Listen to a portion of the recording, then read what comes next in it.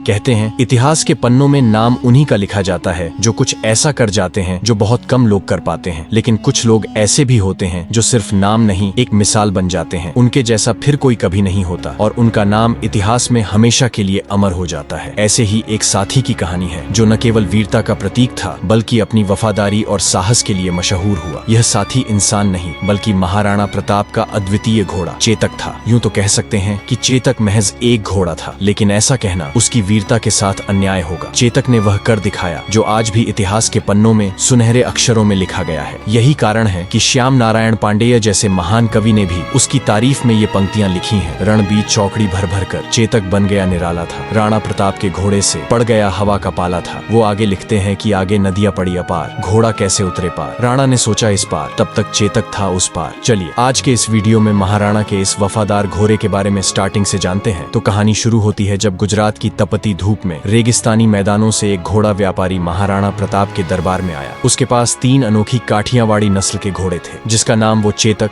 त्राटक और अटक बोलता था। व्यापारी ने अपने तीनों घोड़ों पर गर्व करते हुए कहा, महाराज ये घोड़े अद्वितीय हैं, वफादारी और ताकत में सबसे ऊपर। आपके जैसे वीर राजा के लिए ये अनमोल साथी बन सकते हैं। महाराणा प्रताप ने शांत होकर कहा, ये तो मैं मानूंगा ही नहीं जब तक खुद न देख लूं। दिखाओ ये घोड़े वफादार और बहादुर कैसे हैं। व्यापारी ने मुस्कुराते हुए अटक को चुना। उसके पैरों को मोटी रस्सियों से बांध दिया ताकि वह हिल भी न सके और कुछ दूर जाकर एक अजीब तेज आवाज निकाली। आवाज सुनते ही अटक की आंखों में ज्वाला जल उठी। उसे ऐसा लगा जैसे उसका मालिक संकट में हो। वह अपने मालिक की आवाज सुनकर जैसे पागल हो गया था। उसने पूरी ताकत से रस्सियां तोड़ने की कोशिश की, मगर रस्सियां टूटने के बजाय उसके पैर ही शरीर से अलग हो गए और खून बहने लगा। पर अटक अपने स्वामी तक पहुंचने का प्रयास करता रहा, तब तक जब तक उसकी आंखें हमेशा के लिए बंद नहीं हो गईं। महाराणा प्रताप इस दृश्य को देख स्तब्ध रह गए। उन्होंने अपने जीवन में ऐसा अद्वितीय साहस और वफादार घोड़ा कभी नहीं देखा था। इस अविश्वसनीय दृश्य के बाद महाराणा प्रताप ने तुरंत व्यापारी से चेतक और त्राटक दोनों घोड़ों को खरीद लिए। तभी दरबार में खड़े महाराणा के छोटे सौतेले भाई शक्ति सिंह की भी नजरें उन घोड़ों पर टिकी थीं। उनके मन में भी एक वफादार घोड़े रखने की इच्छा थी। महाराणा प्रताप अपने छोटे भाई की इच्छा समझते हुए चेतक को अपने पास रख लिया और त्राटक को उपहार स्वरूप शक्ति सिंह को दे दिया। धीरे धीरे चेतक महाराणा प्रताप का सबसे प्रिय साथी बन गया था। किसी ने ठीक ही कहा है कि अगर आप शेर के साथ रहोगे तो आप भी शेर की तरह बहादुर और शक्तिशाली बन जाओगे। चेतक भी महाराणा प्रताप के साथ रहकर धीरे धीरे उन्हीं की तरह शक्तिमान, तेज और महाबली बन गया था। वह महाराणा को पहाड़ों और घने जंगलों में इस तरह ले जाता मानो हवा से बात कर रहा हो। उसकी चाल में इतनी तेजी थी कि दुश्मन उसे पकड़ ही नहीं पाते। महाराणा भी चेतक को अपने पुत्र के समान मानने लगे और चेतक भी महाराणा के प्रति अटूट निष्ठा और प्रेम दिखाने लगा। धीरे धीरे समय तेजी से बीतने लगा और फिर आया हल्दी घाटी का युद्ध, जहां पर मुगल सेना लगभग 1 लाख सैनिकों की विशाल ताकत के साथ युद्ध के मैदान में उतरी थी। इसके मुकाबले में महाराणा प्रताप की सेना मात्र 20,000 सैनिकों की थी। इस विशाल संख्या के अलावा मुगल सेना के पास कई शक्तिशाली हाथी भी थे जो युद्ध में तबाही मचाने के लिए जाने जाते थे, लेकिन मेवाड़ की सेना के पास हाथियों की संख्या बहुत कम थी। ऐसे में महाराणा को अपने योद्धाओं और खासकर अपने घोड़ों पर ही पूरा भरोसा था। इस युद्ध में महाराणा प्रताप ने चेतक के माथे पर हाथी की नकली सूंड बांध दी थी ताकि वह युद्ध में मुगल सेना के हाथियों को धोखा दे सके। मुगल हाथी चेतक को देखकर उसे अपने बच्चे जैसा समझते थे और उस पर हमला नहीं करते थे। यह महाराणा की युद्ध रणनीति का एक महत्वपूर्ण हिस्सा था, लेकिन कुछ इतिहासकार यह भी कहते हैं कि मुगल सैनिकों को यह भ्रम होता था कि सामने से कोई हाथी धीरे धीरे उनकी ओर आ रहा है, लेकिन यह उनकी सबसे बड़ी भूल साबित होती थी। जैसे ही वे चेतक को हाथी समझकर धीमे होने की उम्मीद करते, चेतक बिजली की रफ्तार से हवा में दौड़ता हुआ मुगलों के बीच पहुंच जाता। उसकी गति इतनी तेज थी कि वह एक पल में ही युद्ध के एक छोर से दूसरे छोर तक पहुंच जाता और मुगलों को चकमा देते हुए उन्हें धूल चटा देता। इसी युद्ध ने चेतक को इतिहास के सुनहरे पन्नों में महान घोषित कर दिया, क्योंकि इस युद्ध में चेतक और महाराणा का साथ ऐसा था मानो दोनों एक दूसरे के विचारों को बिना कहे समझ लेते हों। चेतक न केवल महाराणा के इशारों को पढ़ लेता बल्कि उनकी सुरक्षा के लिए अपनी रणनीति खुद तैयार कर लेता था। इस युद्ध के मैदान में महाराणा ने अगला कदम सोचा भी नहीं होता, चेतक पहले ही उसका अंदाजा लगाकर उसे पूरा करने के लिए तैयार रहता था। चेतक की ताकत और सहन शक्ति की अंदाजा आप इससे लगा सकते हो कि वह महाराणा प्रताप के साथ 81 किलो का भाला, 72 किलो का छाती का कवच, 25-25 किलो की 2 तलवारें और खुद महाराणा का 110 किलो का वजन लेकर युद्ध भूमि में ऐसे दौड़ता मानो हवा को भी मात दे रहा हो। उसकी गति इतनी तेज थी कि दुश्मन उसकी चाल को पकड़ ही नहीं पाते थे। एक पल में वह एक ओर होता और अगले ही पल दुश्मनों के घेरे को चीरता हुआ दूसरी ओर पहुंच जाता। इस युद्ध में मानो चेतक आग उगल रहा था। तभी महाराणा प्रताप ने उसकी लगाम खींचते हुए कहा, चेतक चेतक, आज हमें उस मान सिंह तक पहुंचना है। मैं यहाँ बता दूं कि मान सिंह इस युद्ध में मुगलों के सेनापति था। वह भी एक राजपूत था जिसके बुआ या आमेर के सहजादी हरकाबाई से अकबर ने शादी कर लिया था। चेतक ने महाराणा के शब्दों का मानो कोई उत्तर न दिया, बस एक झटका लिया और हवा से बातें करने लगा। अपने माथे पर बंधी नकली हाथी की सूंड के कारण मुगल सेना पहले ही भ्रम में थी। कोई समझ ही नहीं पा रहा था कि ये हाथी इतनी गति से कैसे आगे बढ़ सकता है। जैसे ही चेतक ने मुगल सेना की कतारों को भेदते हुए महाराणा को मान सिंह के करीब ला खड़ा किया, वह अपने पिछले पैरों पर खड़ा हो गया और अपने अगले दोनों पैरों को मान सिंह के हाथी के सिर पर टिका दिया। मानो चेतक के भीतर भी वही ज्वाला जल रही थी जो महाराणा की आंखों में थी। महाराणा प्रताप ने पूरी ताकत से अपनी भाला उठाई और मान सिंह की ओर निशाना साधा, लेकिन ठीक उसी क्षण मान सिंह हाथी के हौदे में छिपकर बच निकला, लेकिन उसका महावत मारा गया। फिर चेतक ने जैसे ही अपने पैर जमीन पर रखने की कोशिश किया, तभी मान सिंह के हाथी की सूंड में बंधी तलवार से चेतक का एक पैर गंभीर रूप से कट गया। इसका फायदा उठाकर मुगलों ने महाराणा को चारों ओर से घेरने का प्रयास शुरू कर दिया। महाराणा भी युद्ध में लड़ते लड़ते अब बुरी तरह से घायल हो चुके थे और उनकी स्थिति गंभीर हो रही थी। इस नाजुक समय में झाला मन्ना, जो महाराणा प्रताप से काफी मिलते जुलते थे और लगभग उनकी जैसी कदकाठी रखते थे, तुरंत महाराणा के पास आए। उन्होंने कहा, महाराणा, आप इस युद्ध को छोड़कर चले जाएं, क्योंकि युद्ध तभी जीते जा सकते हैं जब राजा जीवित रहें। मेवाड़ को आपकी जरूरत है, आपका जीवित रहना अत्यंत आवश्यक है। महाराणा प्रताप पहले तो जाने में संकोच कर रहे थे, लेकिन चेतक की हालत देखकर उन्होंने अपना मुकुट और सिर से राज चिन्ह उतारकर झाला मन्ना को सौंप दिया। इसके बाद वे घायल चेतक पर चढ़कर रणभूमि से जंगल की ओर चल पड़े। इधर रणभूमि में मुगलों को भ्रम हो गया और उन्होंने झाला मन्ना को ही महाराणा समझकर उन पर हमला कर दिया। झाला मन्ना ने अद्वितीय साहस का परिचय देते हुए मुगलों का सामना किया और अपने प्राणों की आहुति देकर अंतिम क्षणों तक मुगलों को रोके रखा, ताकि महाराणा प्रताप सुरक्षित रह सकें और मेवाड़ की लड़ाई जारी रह सके। इधर चेतक अपने घायल पैरों के साथ महाराणा को मुगलों से दूर ले जाने के लिए पूरी ताकत से भाग रहा था। वह अपने घाव के दर्द से कराह रहा था, लेकिन उसकी गति में मानो कोई कमी नहीं थी। ऐसा लग रहा था जैसे वह अपने स्वामी को सुरक्षित रखने की जिद में हवा से बातें कर रहा हो। पीछे मुगलों का कुछ दल लगातार पीछा कर रही थी। तभी एक मुगल सैनिक ने चेतक के घायल पैर पर एक भला फेंका, जिससे चेतक की चोट और भी गंभीर हो गई। इसके बावजूद चेतक ने महाराणा को छोड़ने का नाम नहीं लिया और अपने अंतिम बल के साथ दौड़ता रहा। रास्ते में अचानक एक 26 फीट गहरा नाला आ गया। महाराणा के मन में एक पल को लगा कि अब शायद बचना मुश्किल है। यहीं पर श्याम नारायण पांडेय जी ये लाइन लिखते हैं कि आगे नदियां पड़ी अपार, घोड़ा कैसे उतरे पार। राणा ने सोचा इस पार, तब तक चेतक था उस पार, लेकिन तभी चेतक ने अपनी जिंदगी की सबसे बड़ी छलांग लगाई। अपने आखिरी प्राणों की ताकत से उसने वह नाला पार कर दिया और महाराणा को सुरक्षित दूसरी ओर पहुंचा दिया। मुगल सैनिक उस नाले को पार नहीं कर पाए, लेकिन चेतक की यह विशाल छलांग उसके लिए अंतिम साबित हुई, क्योंकि दूसरी ओर पहुंचते ही वह दर्द में टूटकर गिर पड़ा और वहीं महाराणा के गोद में अपना सर रखकर वीर गति को प्राप्त कर लिया। उसकी इस अंतिम बहादुरी ने महाराणा को मुगलों से सुरक्षित बचा लिया, क्योंकि पीछा करती मुगल सेना इस नाले को पार नहीं कर सकी। तभी अचानक आगे की जंगलों से घोड़ों की टापों की आवाज सुनाई दी। महाराणा ने जब देखा तो उनके सामने उनके सौतेले भाई शक्ति सिंह खड़े थे। शक्ति सिंह, जो हल्दी घाटी के युद्ध में महाराणा के खिलाफ मुगलों की ओर से लड़े थे, अपने बड़े भाई को संकट में देखकर अकबर के पक्ष को छोड़कर तुरंत उनकी सहायता के लिए दौड़ पड़े। उनकी आंखों में पश्चाताप की गहरी भावनाएं थीं। शक्ति सिंह ने महाराणा के पास आकर भारी स्वर में कहा, भैया मुझे माफ कर दो। महाराणा पहले ही चेतक की मृत्यु से दुखी थे। चेतक का यह बलिदान उनके लिए असहनीय था, लेकिन इतने कठिन समय में भी महाराणा ने अपने दिल के बोझ को भुलाकर शक्ति सिंह को क्षमा कर दिया। इस भावुक क्षण के बाद शक्ति सिंह ने महाराणा को अपना घोड़ा त्राटक दे दिया। जैसा कि मैं बताया था, त्राटक को महाराणा ने ही शक्ति सिंह को दिया था। फिर दोनों मिलकर चेतक की वही अंतिम संस्कार किए और उसके बाद महाराणा त्राटक पर बैठकर जंगल की ओर निकल गए। उम्मीद है चेतक की यह बलिदान की कहानी आपको पसंद आया होगा। अगर आप महाराणा प्रताप के बचपन के बारे में जानने में इंटरेस्टेड हो तो आप इस वाले वीडियो को जरूर देखें। चलिए फिर मिलते हैं ऐसे ही वीर लोगों की एक और कहानी के साथ। तब तक के लिए गुड बाय।